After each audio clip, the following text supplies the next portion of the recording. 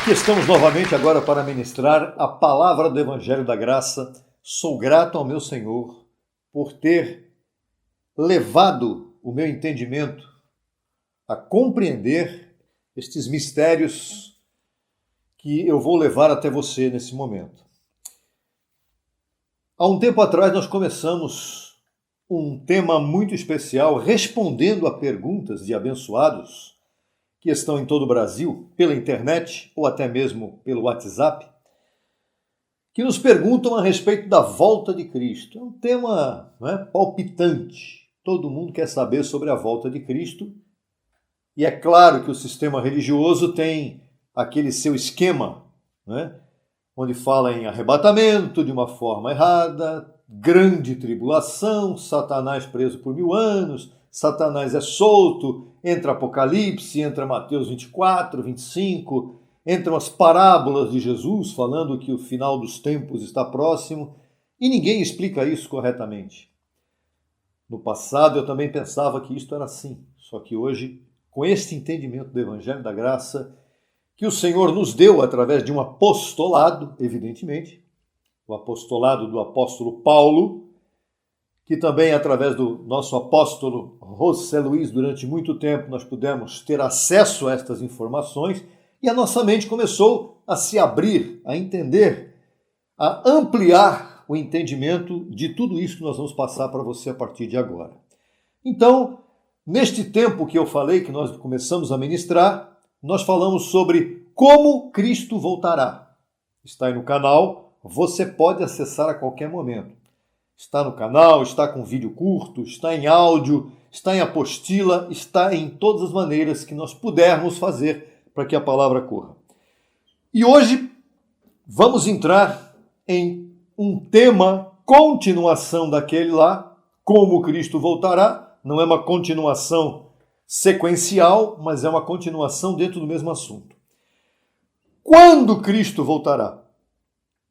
Que ousadia é essa? Quando Cristo voltará? E você pensa aqui que eu vou apresentar data, dia e hora? Absolutamente. Eu vou começar dizendo para você exatamente o contrário. Marcar data ou datas e criar expectativa quanto à volta de Cristo à Terra de maneira gloriosa, estamos falando da vinda gloriosa de Cristo, e você vai entender por que eu estou separando as coisas, porque lá no meio nós vamos mostrar algo bem interessante para você, mas querer marcar datas sobre a vinda gloriosa de Cristo à Terra, e isto vai acontecer, seria ir além do que está escrito, seria um absurdo, seria irresponsável, E seria muito perigoso. Tanto é assim que o próprio Jesus de Nazaré, mesmo sendo Deus em sua manifestação humana, comentou com seus discípulos judeus o seguinte, é um texto muito utilizado para falar sobre a vinda de Cristo à Terra, o que nós vamos ler agora, em Mateus 24, 36 em diante. Jesus disse aos seus discípulos judeus, mas a respeito daquele dia e hora ninguém sabe, nem os anjos dos céus, nem o Filho, senão o Pai. Muito bem. Pois assim como foi nos dias de Noé, e aqui começa algo muito interessante, que é uma espécie de explicação sobre quando será a vinda de Cristo gloriosa. Olha, veja só. Assim será a vinda do Filho do Homem, ou seja, como nos dias de Noé, como foi nos dias de Noé. Porquanto, assim como nos dias anteriores ao dilúvio estavam comendo e bebendo, ou seja, estavam se divertindo e se entretendo, posso dizer que não era de uma forma muito saudável, casando-se, dando-se em casamento, até o dia em que Noé entrou na arca, e não o perceberam, não notaram, porque a distração, a bebedeira, tudo aquilo que acontece quando a carne se lança, as distrações, e não o perceberam, senão quando veio o dilúvio e os levou a todos. Assim será também a vinda do Filho do Homem. Os habitantes da terra nos dias de Noé, possuíam características semelhantes com os habitantes da terra nos dias atuais.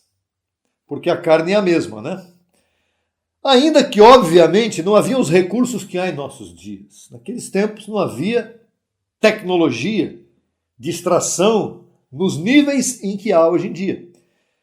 E levando em conta também as proporções e a quantidade de habitantes, nos dias de Noé havia muito pouca gente na terra, mas havia maldade excessiva nas pessoas. Em determinadas áreas, o mundo não estava habitado como está hoje. Hoje nós temos 8 bilhões aproximadamente de pessoas no mundo, olha, é muita gente, não é? Havia também desinteresse por Deus. Nos tempos de Noé, veja que Deus encontrou apenas em Noé a justiça e o caráter de alguém que ele almejava, que ele desejava utilizar. Então havia muito desinteresse por Deus e pelos assuntos espirituais. As pessoas que viveram nos tempos de Noé não estavam nem um pouco interessadas em Deus. A tal ponto isto aconteceu que Deus resolveu o quê? Nós sabemos, destruir a humanidade que ele mesmo tinha criado. E ele o fez através do dilúvio. Essa história é por demais conhecida e por demais aceita pela grande maioria das pessoas normais desse mundo. Havia também libertinagem exacerbada. Quando a carne está solta, a libertinagem é algo corrente e comum. Cada pessoa no tempo de Noé ditava suas próprias leis, não havia um governo estabelecido. Né? Haviam governos onde o mais forte é que predominava, não é? Como existem em alguns lugares do mundo hoje em dia também. Fazendo um paralelo, então, entre os dias de Noé e os nossos dias, aí a coisa toma um rumo e um volume de informação muito maior. Hoje nós também vemos maldade excessiva se alastrando pelo mundo inteiro. E volto a repetir que hoje há 8 bilhões de pessoas no mundo. Nos tempos de Noé, talvez houvesse 1 milhão de pessoas, não sei. Hoje também há muito desinteresse e até afastamento de Deus, das coisas de Deus. Por que existe isso? Não só desinteresse, mas afastamento. Porque as pessoas conhecem a Deus, muitos conheceram a Deus através dos seus familiares, pai e mãe, através das religiões. E o mundo de hoje tem levado as pessoas cada vez mais a se afastarem de Deus. Não é? O entretenimento, o culto ao homem, que é muito comum nos dias de hoje, né? O culto ao corpo humano. Vamos falar sobre isso exatamente agora, nesse ponto 3 aqui. O que há nos dias de hoje? Um comportamento humanista como prioridade. O homem é a prioridade. Comportamento humanista. Filosofias humanistas. Comportamentos humanistas na sociedade, no comércio, não é? Zelo excessivo com a aparência corporal. As academias hoje estão crescendo vertiginosamente, abrindo em todos os lugares, os mais diversos. Cirurgia estética hoje é uma coisa absolutamente comum e corrente, especialmente no meio das pessoas mais abastadas, mais endinheiradas. E isso parecia ser um grande benefício, mas tem trazido muitos problemas também, problemas graves. Produtos para estética, produtos para embelezamento. Uso excessivo também indiscriminado da internet para entretenimento. Jogos de azar, redes sociais, isso tem trazido um volume muito grande de problemas familiares, preocupação dos pais para com os filhos e outras coisas mais. E uso excessivo da internet também para buscar novos relacionamentos. Isso está levando muitas pessoas a terem suas famílias destruídas, e principalmente os relacionamentos também. Por que estamos falando tudo isso? Porque o texto disse exatamente isso. Assim como nos dias anteriores ao dilúvio, todo mundo estava comendo, bebendo, se alegrando, casando-se, dando-se em casamento.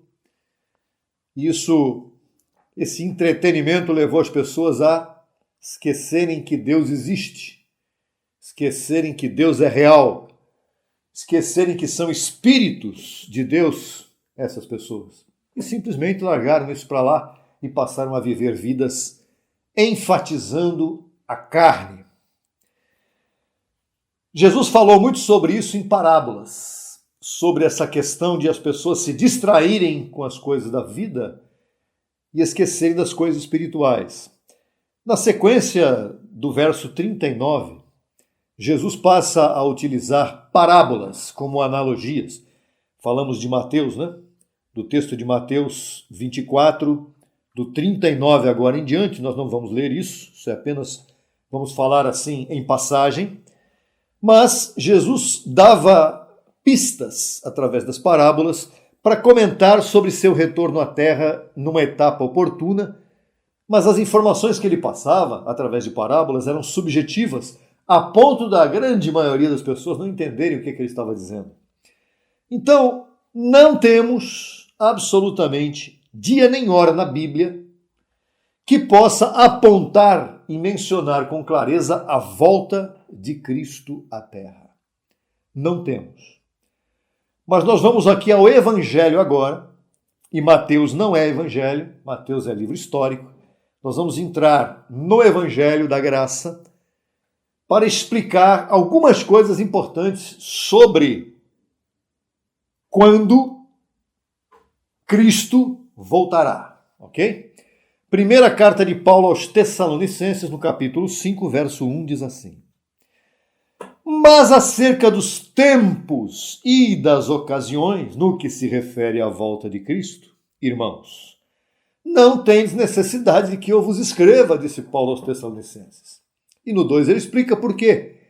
Porque vós estáis perfeitamente inteirados, ou vocês têm a precisão, olha que tremendo isso, que o dia do Senhor virá assim como ladrão na noite.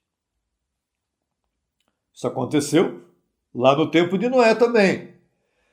Quando andarem dizendo paz e segurança, eis que lhes virá repentina destruição, como chegam as dores de parto à mulher que está para dar à luz, e não escaparão. Os contextos são diferentes. No tempo de Noé, não é que Jesus iria voltar de forma gloriosa. Lá havia um distúrbio enorme da sociedade daquela época e Deus disse, bom, eu vou destruir toda a carne sobre a face da terra. E ficou só uma família e você sabe qual foi a história. Porém, aqui não, aqui está falando da volta de Cristo. Paulo está falando aos Tessalonicenses e para nós também, que eles já sabiam que o Senhor voltaria como ladrão na noite. Como ladrão na noite. Ou seja, usando esta argumentação do ladrão na noite, que é algo inesperado. Ou seja, para muita gente, quem está em distração, o ladrão vem, leva tudo e a pessoa não se dá conta. No verso 3, nós já lemos, vamos repetir, quando andarem dizendo paz e segurança. Você vê paz e segurança no mundo de hoje? Não, você não vê. Em nossos dias não há paz e segurança.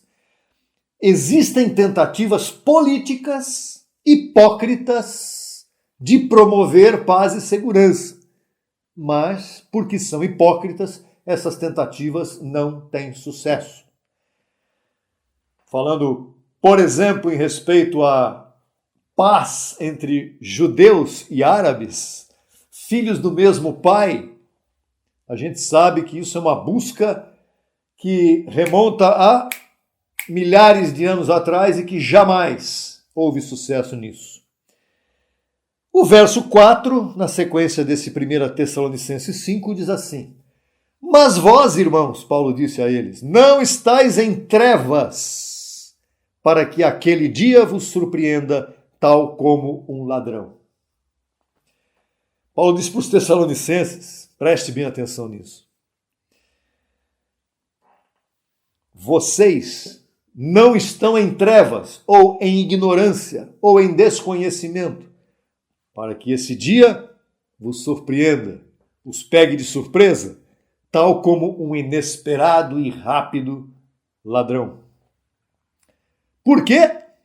Por quê? Verso 5 diz por quê? Porque todos vós, Tessalonicenses, brasileiros, amados que me escutam nesse momento, todos vós sois filhos da luz, ou filhos de luz, e filhos do dia. Não somos da noite, nem das trevas. Ora, ora, todos nós que estamos aqui falando, e você que está nos ouvindo, nós somos filhos de luz. O que quer dizer? O que é um filho de luz? É um filho que tem a iluminação, a mente de Cristo está iluminada porque Cristo iluminou a tua mente para gostar disso que nós estamos falando aqui e iluminou a minha mente para também gostar disso que eu estou falando aqui, ao ponto de hoje poder compartilhar contigo. E somos filhos do dia. Não somos da noite nem das trevas. Aqui trevas simboliza ignorância e luz simboliza entendimento ou conhecimento. Então, veja aí o contraponto. Trevas, ignorância. Luz, conhecimento. Nós temos o conhecimento que estamos levando até você para que o teu espírito seja ativado, a tua mente seja ativada por Cristo, é Ele que ativa, não sou eu sou apenas um instrumento nas mãos dele. Então, a gente fala, tua mente diz, opa, agora eu estou entendendo as coisas. E aí você passa a crescer em graça. E o verso 6 diz, portanto não durmamos como os demais, senão vigiemos e sejamos sóbrios. Aqui tem outra coisa muito importante a respeito desta questão de quando voltará o Senhor. Ora, os filhos de luz não serão surpreendidos pela vinda de Cristo, pois já o estarão aguardando, como nós estamos aguardando nesse momento, com suas mentes iluminadas, com o Evangelho da Verdade. Eu estou aqui com a minha mente iluminada 24 horas por dia, ainda que vivendo em um corpo de carne complicado, mas a minha mente está iluminada para esperar que o Senhor está vindo realmente. Vindo gloriosamente. Porque o Espírito de Deus já habita em meu coração e no seu, e nós vamos falar sobre isso daqui a pouco, tá? Muito bem. Os filhos das trevas seguem como? Seguem nas religiões, seguem nas filosofias. Muitos são filhos de Deus. Estão em trevas, como eu estava. Agora você já não está mais em trevas, porque você está sendo iluminado com esta palavra do Evangelho. E se Cristo abrir os teus olhos de entendimento, aí pronto. Aí você vai longe. Agora aqui fala de vigiar, né? O texto diz, vigiemos e sejamos sóbrios. O que nos dá sobriedade, espiritualmente falando? O Evangelho da Graça. O Evangelho da Graça é para trazer sobriedade. O sistema religioso, ele traz o quê?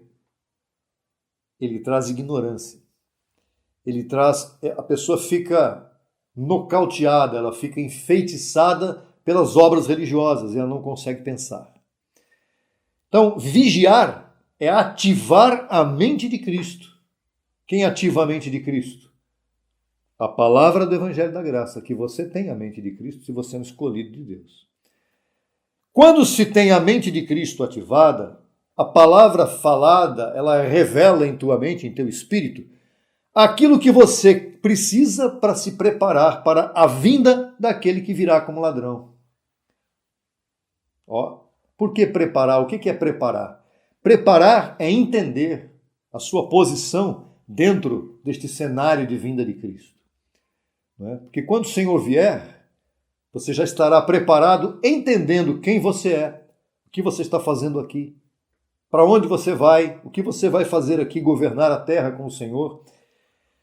Veja só, em uma de suas parábolas, exatamente em Mateus 25:1, Jesus mencionou que havia 10 virgens. Lembra da parábola das 10 virgens? Muito bem. 5 eram prudentes e 5 insensatas, mas eram virgens. Aqui é uma figura da totalidade da Igreja de Cristo.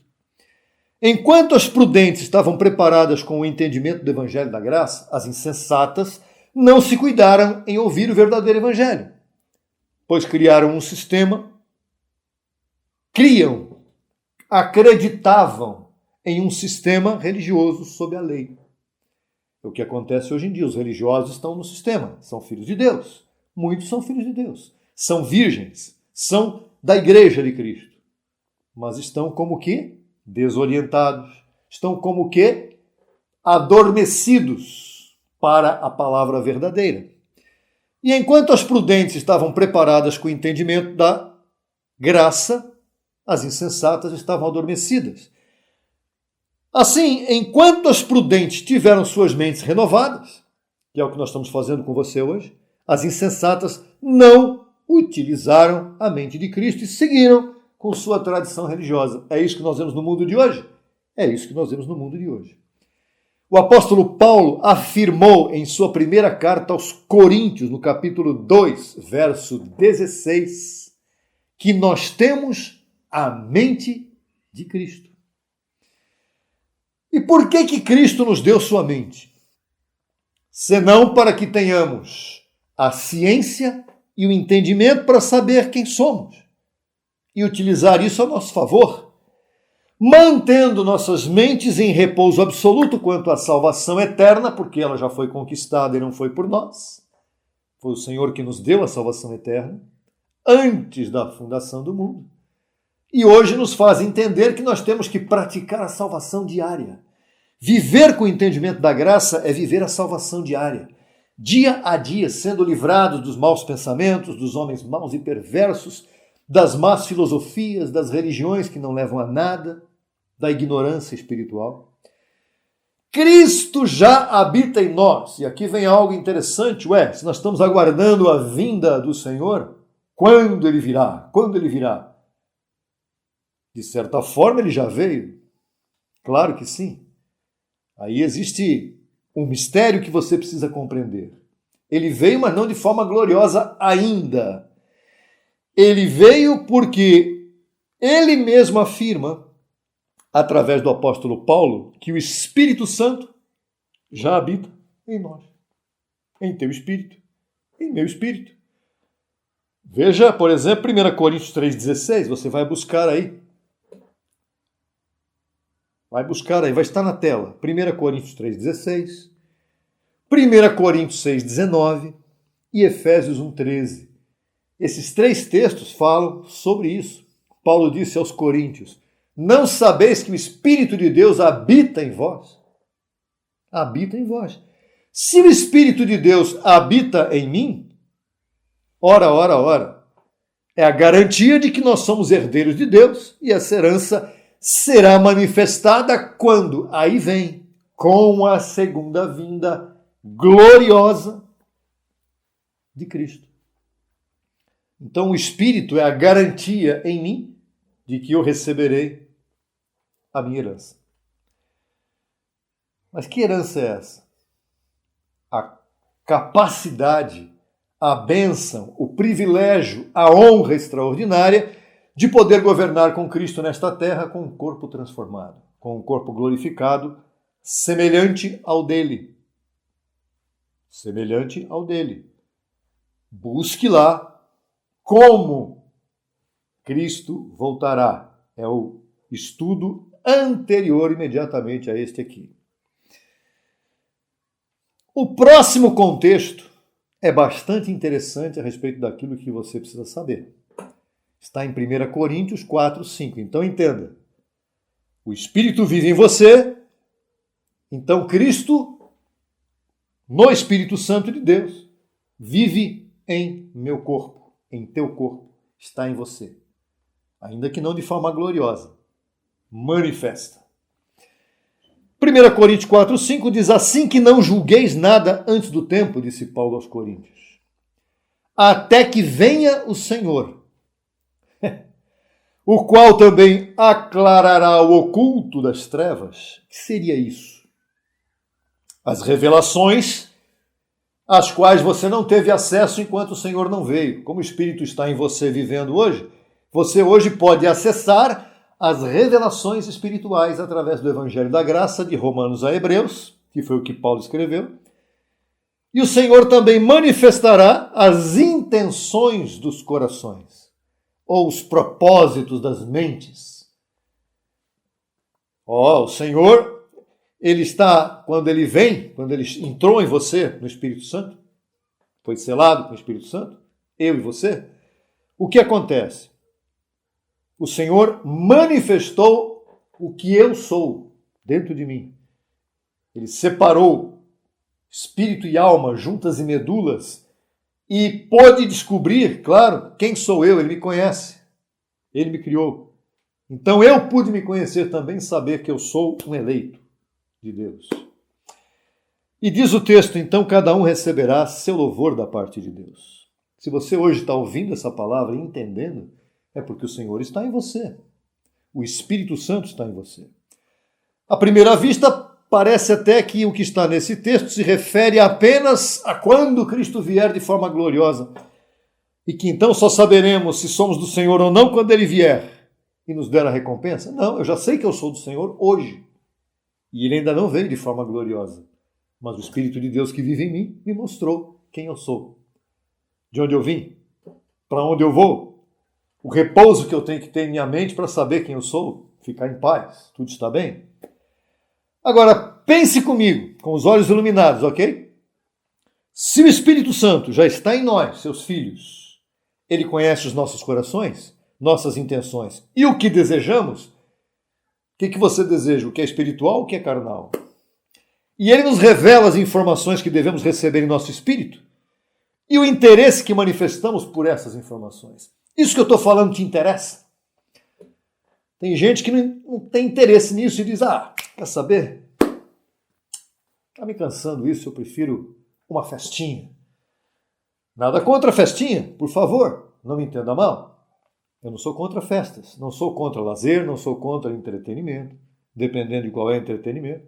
Mas eu não sou contra nada disso. Só estou dizendo que há uma prioridade em sua vida, que deve haver, que é você compreender quem você é para ser feliz nesse mundo, reinar em vida, hoje já, não só quando ele voltar, hoje já. Por isso Efésios 1,13 torna-se bem claro para nós. Diz assim, nele também vós, está falando dos gentios, porque os judeus já ouviam isso, havendo ouvido a palavra de verdade, que o próprio judeu ainda não recebeu, o evangelho de vossa salvação, que é o evangelho do Cristo ressuscitado, e havendo crido nele, fostes selados com o Espírito Santo da promessa. Uma pergunta, você crê que o Espírito de Deus já está em você? E que você foi selado nele? Se você crê nisso, então Cristo já veio a você e está em você para sempre. O Espírito dele está aí para te informar, para te formar e para te selar para o grande dia da vinda gloriosa do Senhor. Olha, duas vindas aqui. Uma está consumada, está em você, o Espírito Santo de Deus. A outra é que você está sendo preparado por Ele mesmo para o grande dia da vinda gloriosa do Senhor. Isto é vigiar. Vigiar não é fazer vigília no sistema religioso, ficar à noite acordado, orando a Deus, falando coisas que não tem nada a ver. Concluímos este tema com a importante revelação de Paulo em sua primeira carta aos Coríntios também, capítulo 1, versos 4 em diante. Graças dou sempre a meu Deus por vós, pela graça de Deus que vos foi dada em Cristo Jesus. Porque em todas as coisas fostes enriquecidos nele, em toda palavra e em toda ciência. Em toda palavra, Evangelho da Graça. E em toda ciência, a revelação do Evangelho da Graça. Assim como o testemunho a respeito de Cristo foi confirmado em vós. Quer dizer, foi confirmado. O que é confirmar? Tornar firme. Então Paulo está dizendo, o testemunho que eu dei a vocês a respeito de Cristo ressuscitado se tornou firme em vós. Você está bem firmado no Evangelho de Cristo ressuscitado? Eu recebo que sim. De tal maneira que nada vos falte em nenhum dom. A pessoa pensa que dom é pregar, ensinar, né? Falar em língua, dom de evangelizar. Não é desse tipo de dom que está falando aqui. de tal maneira que nada vos falte nenhum dom, que está falando exatamente em referência à palavra e à ciência. Nada te falta naquilo que você precisa aprender, crescer, esperando a manifestação de nosso Senhor Jesus Cristo. Agora está falando da vinda gloriosa. Você não falta nada para você aprender a crescer, esperar a vinda gloriosa de Cristo. Isto é vigiar. Você tem tudo para vigiar. O qual também vos confirmará até o fim, para que sejais irrepreensíveis, perfeitos, completos, no dia de nosso Senhor Jesus Cristo. Aí fala de um dia, que é o dia que nós não podemos marcar data nem hora. Cristo está em nós espiritualmente. Cristo vive em mim. Diga, Cristo vive em mim. Cristo está em nós espiritualmente, sim. Que o Espírito Santo e Cristo são a mesma pessoa. Isso nos dá consolo eterno, em que podemos aguardar em paz seu retorno glorioso. Deu para entender? O Espírito está em mim e em você. E isso nos traz consolo para sempre. Para podermos aguardar e vigiar em paz seu retorno glorioso, no qual estaremos presentes. Isso não é questionável, não há dúvida de que nós estaremos presentes quando o Senhor vier de forma gloriosa, ressuscitado com aqueles que também serão ressuscitados, que são aqueles que se foram antes de nós. Eles virão ressurretos com ele ou serão transformados ainda nesta terra. Por quê? Porque quando eles vierem, a terra estará em atividade plena. Eu poderei estar vivo ainda ou não. Tanto faz, porque estando vivo ou não estando vivo, estarei vivo. E você também. Por isso fechamos com Romanos 14:8, que diz: pois se vivemos, para o Senhor vivemos. E se morremos, para o Senhor morremos. Assim, pois, quer vivamos ou morramos, somos do Senhor. Olha aí. Eu tenho uma honra de poder apresentar esse tema para você, esse estudo. Há muito tempo atrás eu jamais poderia fazer isso, porque não estava convertido a Cristo ressuscitado. Eu estava convertido a uma religião, mas não a Cristo ressuscitado. Hoje, isso aqui é como a mente ter se aberto em minha mente. A mente de Cristo, ela se abriu em mim para que eu possa compartilhar isso com você. Isso aqui te traz consolo? Essa é a ideia. Claro que sim. Saber que Cristo já vive em mim e que ainda virá de forma gloriosa para me trazer um corpo transformado, isso é extraordinário. Para que isso? Por que Cristo voltará? Isto será na quarta-feira que vem. Nós vamos ministrar isso pela internet. Na quarta-feira, precisamente quarta-feira, 31/2, dia 9 de outubro. Quarta-feira, dia 9 de outubro, estaremos apresentando e ministrando a você pela internet esse tema: por que Cristo voltará? Já falamos como ele vai voltar, já falamos agora quando ele vai voltar, sem apresentar dia e hora. E vamos falar sobre por que ele vai voltar. Tá bom?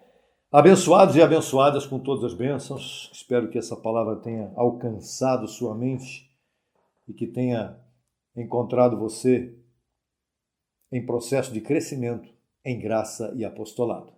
Até a próxima oportunidade. Abençoado, abençoada, com todas as bênçãos. Até lá.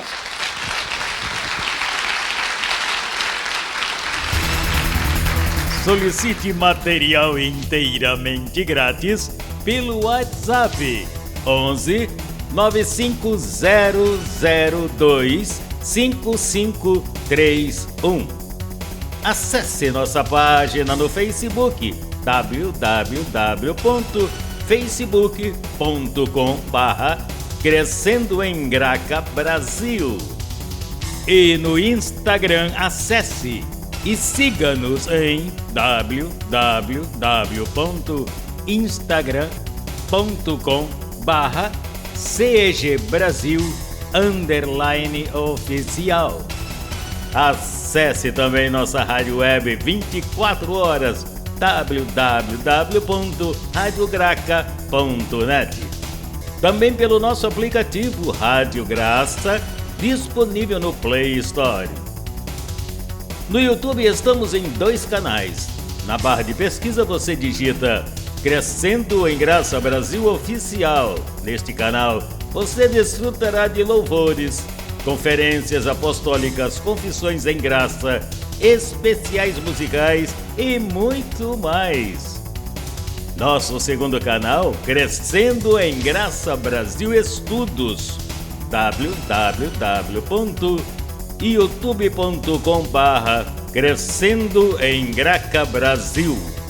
Neste canal você desfrutará de estudos bíblicos em apostila, com base em mensagens do apóstolo e doutor José Luiz de Jesus Miranda. Declaramos os olhos de teu entendimento iluminados com o conhecimento da verdade, abençoados com todas as bênçãos.